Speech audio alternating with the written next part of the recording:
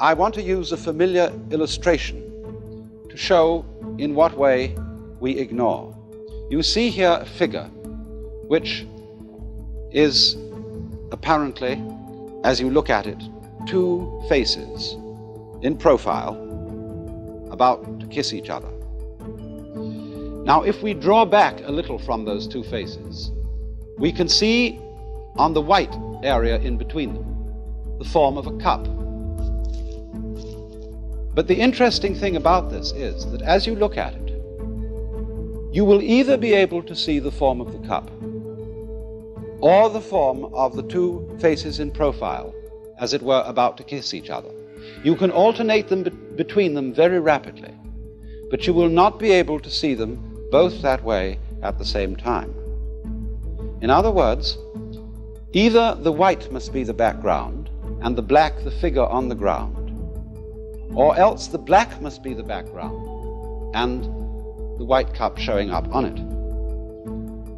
And so in this way, we are unable to see really, we can think it. After a while we can get accustomed to the idea that the figure and the ground, the black and the white, are mutually necessary to each other. In that figure that I showed you, you could say both the cup with the stem and the two faces are there. But our ideas about them, our concepts, are mutually exclusive, and we cannot see them both at the same time. And in the same way, in this figure that I drew, we either see the sawn-off stumps or the bear claws. It's difficult to see this figure both ways at the same time.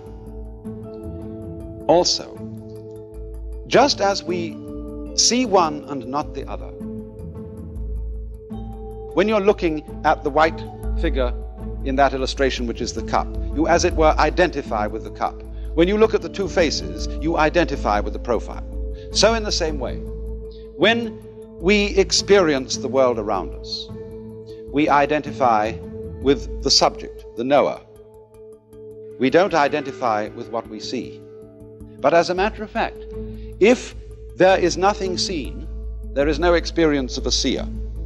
If there is no seer, there is no experience of anything seen. They both go together in the same way as the black and the white.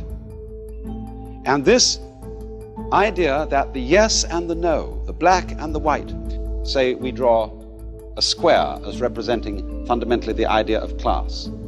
I can't have a square which doesn't have both inside and outside. They go together. And in Buddhism, this going together is called shunya. Although this is often translated void, it means that the inside of the square cannot exist, is void without the outside, the subject without the object, the black without the white.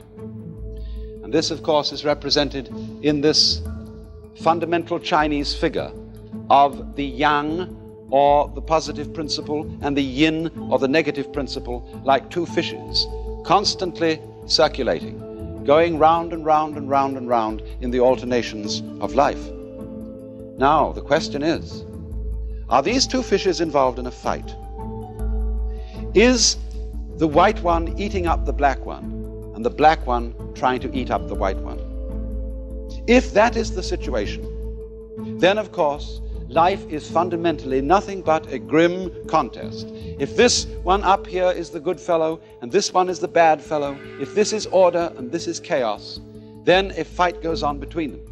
And that's largely the way in which our technology has interpreted man's situation as against nature. This is man, the white, the good fellow. This is nature, the dark, the bad fellow. And the white one has got to eat him up. But what happens if the white fish succeeds in eating up the dark fish?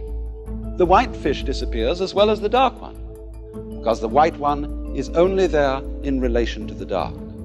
So then, if these two fishes, as it were, wake up, if this one wakes up and this one wakes up, which is called awakening in Buddhism, they realize they're one. In other words, they go together. They're inseparable from each other. And this realization is that experience, which is called in Zen Satori, or in Buddhism, Bodhi, awakening. This sudden dawning on our consciousness that life is not really a contest to make yes triumph over no, to make the positive triumph over the negative. The two sides go together. And then one sees, in this strange way, that underlying all that is negative in the world, all that is in a way painful and evil, there is a kind of necessity to it. It goes with the good. It is necessary for the good. Disorder is necessary for the manifestation of order, just as you must have, say, a black background to show up a light figure. And then when one sees that, a profound transformation takes place in one's attitude to the world. That is to say, instead of looking upon life as a contest, it becomes a dance, it becomes a game. But one goes into the game so that these revolving fishes are no longer trying to eat each other, but they're just going around dancing, having the biggest fun in the world. So then, must we have fixed in our minds the idea